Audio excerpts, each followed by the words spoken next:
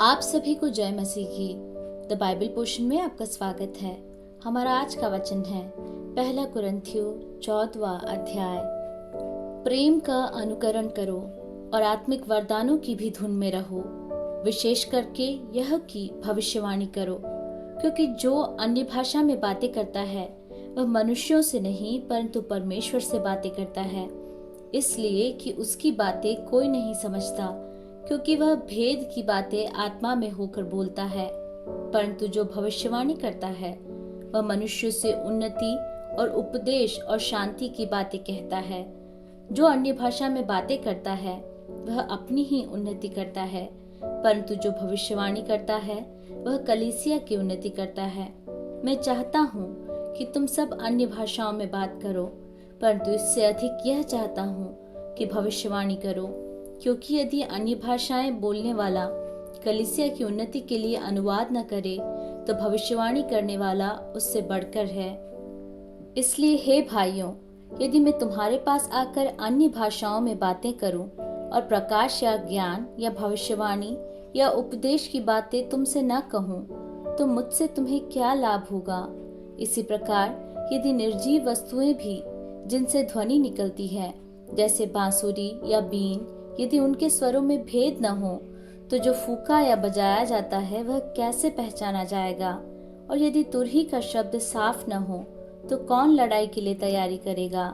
ऐसे ही तुम भी यदि जीभ से साफ साफ बातें न कहो तो जो कुछ कहा जाता है वह कैसे समझा जाएगा।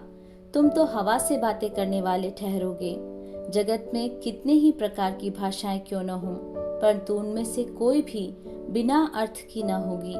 इसलिए यदि मैं किसी भाषा का अर्थ ना समझूं तो बोलने वाले की दृष्टि में परदेशी ठहरूंगा और बोलने वाला मेरी दृष्टि में परदेशी ठहरेगा। इसलिए तुम भी जब आत्मिक वरदानों की धुन में हो तो ऐसा प्रयत्न करो कि तुम्हारे वरदानों की उन्नति से कलीसिया की उन्नति हो। इस कारण जो अन्य भाषा बोले वह प्रार्थना करे कि उसका अनुवाद भी कर सके।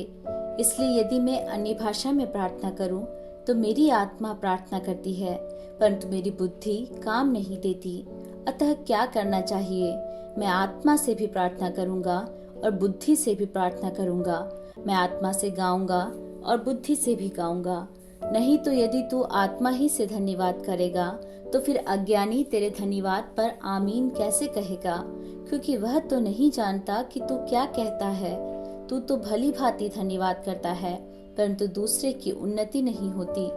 मैं अपने परमेश्वर का धन्यवाद करता हूँ कि मैं तुम सबसे अधिक अन्य भाषाओं में बोलता हूँ, परंतु कलीसिया में अन्य भाषा में 10,000 बातें कहने से यह मुझे और भी अच्छा जान पड़ता है कि दूसरों को सिखाने के लिए बुद्धि से 5 ही बातें कहूँ। हे भाइयों, तुम समझ में बालक न बनो, बुराई में तो बालक रहो, परंतु समझ में सियाने बनो।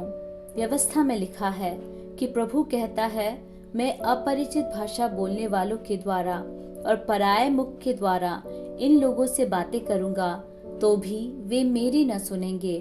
इसलिए अन्य भाषाएं विश्वासियों के लिए नहीं परंतु अविश्वासियों के लिए चिन्ह हैं, और भविष्यवाणी अविश्वासियों के लिए नहीं परंतु विश्वासियों के लिए चिन्ह है।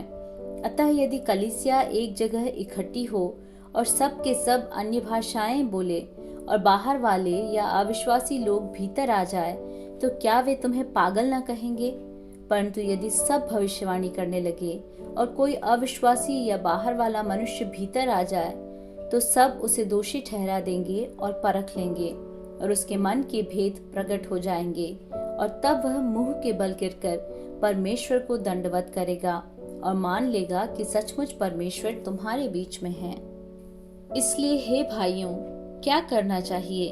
जब तुम इकट्ठे होते हो तो हर एक के हृदय में भजन या उपदेश या अन्य भाषा या प्रकाश या अन्य भाषा का अर्थ बताना रहता है। सब कुछ आत्मिक उन्नति के लिए होना चाहिए। यदि अन्य भाषा में बातें करनी हो तो 2 या बहुत हो तो 3 जन बारी बारी से बोले और एक व्यक्ति अनुवाद करे। परंतु यदि अनुवाद करने वाला न हो तो अन्य भाषा बोलने वाला कलीसिया में शांत रहे और अपने मन से और परमेश्वर से बातें करे। भविष्यवक्ताओं में से 2 या 3 बोले और शेष लोग उनके वचन को परखें। परंतु यदि दूसरे पर जो बैठा है कुछ ईश्वरीय प्रकाशन हो तो पहला चुप हो जाए, क्योंकि तुम सब एक एक करके भविष्यवाणी कर सकते हो, ताकि सब सीखें और सब शांति पाएं। और भविष्यद्वक्ताओं की आत्मा भविष्यद्वक्ताओं के वश में है, क्योंकि परमेश्वर गड़बड़ी का नहीं परंतु शांति का परमेश्वर है। जैसा पवित्र लोगों की सब कलीसियाओं में है, स्त्रियां कलीसिया की सभा में चुप रहें, क्योंकि उन्हें बातें करने की आज्ञा नहीं परंतु अधीन रहने की आज्ञा है, जैसा व्यवस्था में लिखा भी है। यदि वे कुछ सीखना चाहें तो घर में अपने अपने पति से पूछें, क्योंकि स्त्री का कलीसिया में बातें करना लज्जा की बात है। क्या परमेश्वर का वचन तुम में से निकला है या केवल तुम ही तक पहुंचा है?